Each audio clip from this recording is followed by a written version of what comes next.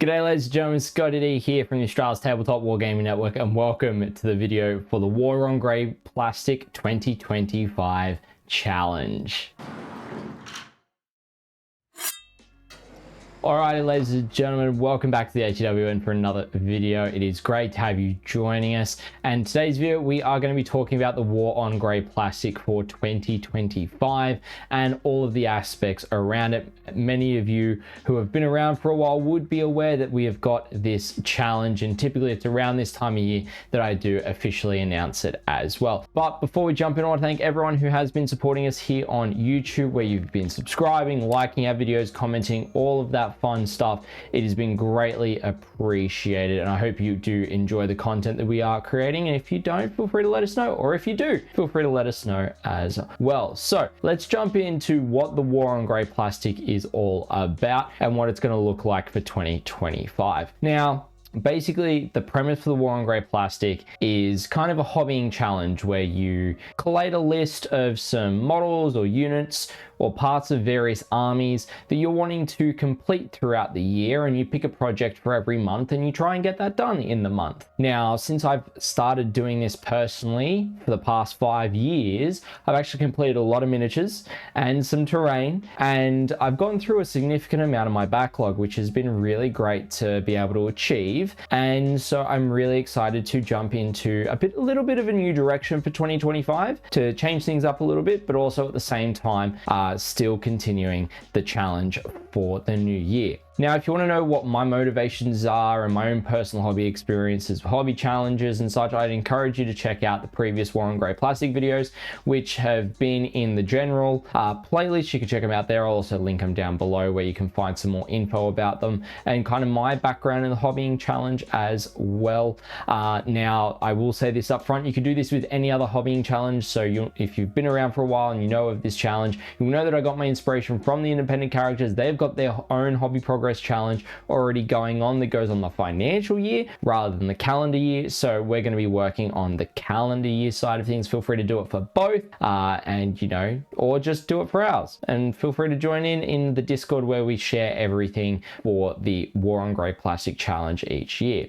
Now, personally, this year is actually being quite challenging to actually get through units and complete things for the War on Grey Plastic for 2024, partly due to everything that's been going on personally, starting a new job, figuring all that out, moving house, the business ramping up with more event coverage, and there's going to be a lot more event coverage next year. And so, that's going to be a consistent thing that is consistently building. And so it's meaning that I'm having to kind of go back to a little bit of the drawing board when it comes to my own War on Grey Plastic challenge, but also for you guys and trying to set some realistic kind of goals that you can actually manage. So how this is going to look for 2025 for the War on Grey Plastic challenge is we're going to just go straight back to basics with getting painted miniatures onto the tabletop. Now, as with every year, I have got a few goals with why I do it and what the main point of the challenge is. And it is to inspire and encourage you guys to work through your backlog, your piles of grey plastic that you've got sitting there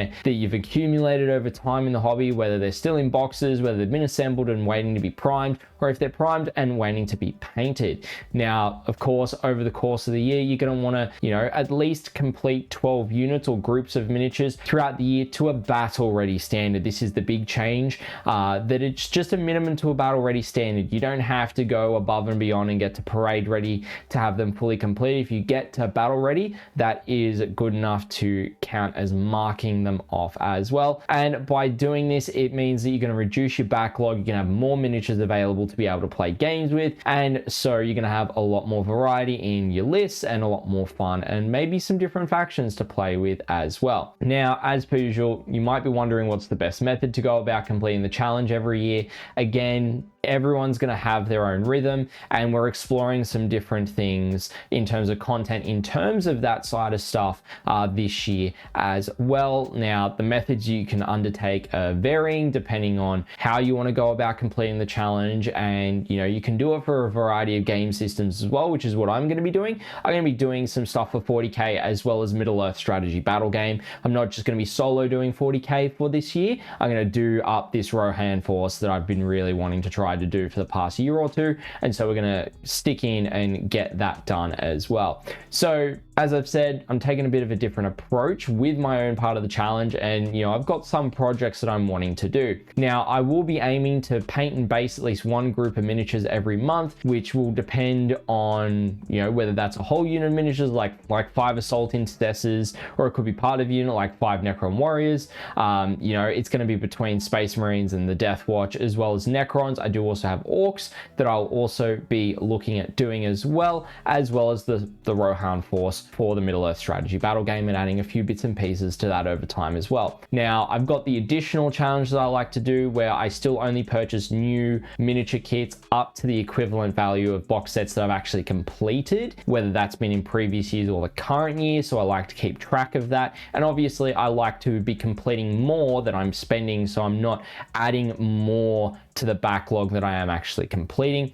And then I like to create a list of the primary projects of what I'm wanting to set out to actually work on throughout the year, and then also have a secondary list and a tertiary list as well. So I actually end up having about 36 groupings of miniatures, whether they're 5-man units or they might be 4 Warriors of Rohan with bows, for example, or it could be a character or a vehicle kind of thing. So it's those kind of considerations that I make when I do go about writing my project list as well, and I try to get through as much as I can. This year I have gotten through just the 12 projects, or around 12 or 13, which has been great, but I still want to try and get through more in the future as well. Now there is some advice that I can give you, as I've been doing this challenge now for 5 years, and this is really where rubber hits the road. It really sets you up for success. Now first off is find the best way that you're able to paint and base your models to maintain momentum whilst consistently getting a sense of accomplishment in completing units for the challenge. This is where the incorporation of maybe doing speed painting, doing slap chop might be a great option. Maybe you want to do a decent size army, but you don't want to go out and do individual units. Maybe you want to do it in colors. So maybe the first month you're going to be getting one color done on a number of units, and then the next month you're going to get the second color done on those same amount of units, and then you try and build up over time, and so by the end maybe you've done 10 different colors, but it's across maybe 10 to 12 different units, and so you actually end up getting it done over time. So that's one approach you can take. You can also take a unit by unit approach. You can change up the projects you're working on to keep it fresh and such as well, which is really great. Now if you are struggling to get through units in a timely manner, make sure to set a realistic expectation of the painting standard you're wanting to get to, as they do only need to be battle ready to count for being completed for the challenge for 2025 to really kind of go, hey, this is kind of the lowest you can go. Like, just get them all nice and cleanly base coated. If you want to do washes from there, you can. If you want to do highlights, you can, and build up from there, just so then you're able to feel that sense of accomplishment. And maybe you get through 6 units and you go, oh, I've got a bit of extra time. I'm going to go back to some of the units that I've have already completed. I'm going to get all their washes done this week, and you smash through the few washes, and then maybe next month you get that unit done, you got a bit more time, then you go back and do edge highlighting and add more to the basing kind of thing. There's a couple of different approaches you can really take with that as well. Now to get into the meat potatoes of the actual rules. Now the models that you choose to be a part of your list for your projects can be unassembled, they can be assembled, they can be undercoated, or they can be base coated with one primary color or with a Zenithal Prime as well. Now models must be in a minimum unit number for what they're able to be taken legally. Now yes, you can split that up if you wish to do so, but counting for a completed unit, you do need to have that whole unit. So say if you're wanting to do 10 Necron Warriors, you can split it up into 2 things of 5, but it will count as a single unit when you do complete those 2 5-man units. But you could also do 5 Intercessors, 4 Custodian Guard, Screamer Killer Carnifex. If you're doing individual models like a Middle-earth strategy battle game, for example, then maybe group the miniatures together that might have the same war gear, like I'm doing Warriors of Rohan with bows all together, and then with with just shields altogether, and then shields and spears altogether. That kind of thing is an approach you can take with individual models. Now, you can start to prepare now, and you won't need to lock in your list for the challenge until February 1st, 2025. So you've got about a month and a bit to figure it out, as well as complete your first unit. However, once we have hit February 1st, we will be locking lists, and that's what I'm locking in mine. So bear that in mind. Now, the best thing to really set yourself up for success at a minimum is to have all the models you're wanting to work on assembled. If you're able to get a bit further, maybe have them primed. If you're wanting to use Zenithal priming with speed paints or contrast, then maybe do your Zenithal prime as well. If you're wanting to do slap chop, yes, of course you can do the slap chop priming as well. Or if you want to get that first layer of base coating down, like on Space Marines, and you just want to do their armor, maybe use a color spray from Color Forge or through an airbrush to get that base coat down to really save some time, as another option as well. Especially if you are wanting to get through more than one unit a month, this will spare a lot of time for you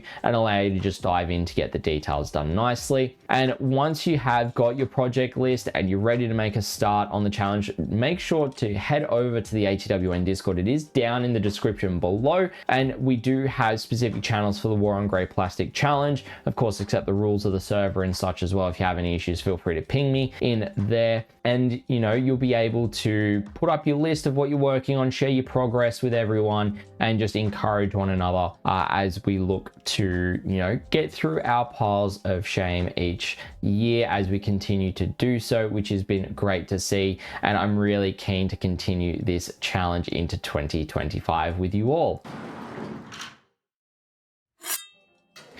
Alrighty, ladies and gentlemen, well, that is going to be it for today's video. Thank you so much for watching. I know this one's probably a bit quicker and a little bit more generalized around the War on Grey Plastic Challenge, and I know for a lot of you it might be something new that you haven't really heard about before, but I do encourage you, if you want to take part, make sure to jump in the Discord and share your hobby progress, share what you're wanting to do this year, and we can encourage one another together. Of course, I'm always doing War on Grey Plastic stuff during the hobbying streams over on Twitch at Australia's TWN, basically every week when we don't have tournament coverage happening. So I'm consistently getting hobby time in, which is really great. And if you did enjoy this video, feel free to leave it with a like. If you want to find out more or have some more discussion about the War on Grey Plastic Challenge that's not in the Discord, feel free to leave a comment below. And if you haven't already and want to catch more content from us here at the ATWN, feel free to hit that subscribe button, turn on that notification bell so you'll be notified as to when we are releasing more content here on the network. And as always, a massive thank you to all of our financial supporters,